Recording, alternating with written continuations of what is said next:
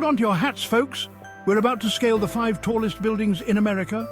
Starting off at number 5, we have the One World Trade Center in New York City, standing at a whopping 1,776 feet. Fun fact, it's also called the Freedom Tower. Next up at number 4 is the Central Park Tower, also in NYC, reaching 1,550 feet. Did you know it's the tallest residential building in the world? Coming in at number 3, we've got the Willis Tower in Chicago at 1,451 feet. This iconic building was the tallest in the world for 25 years. At number 2, it's the Steinway Tower, back in NYC, standing at 1,428 feet. It's the world's most slender skyscraper.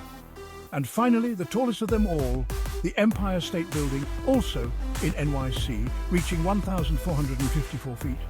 Built in 1931, it was the tallest building for almost 40 years. Which one would you love to visit? Let us know in the comments.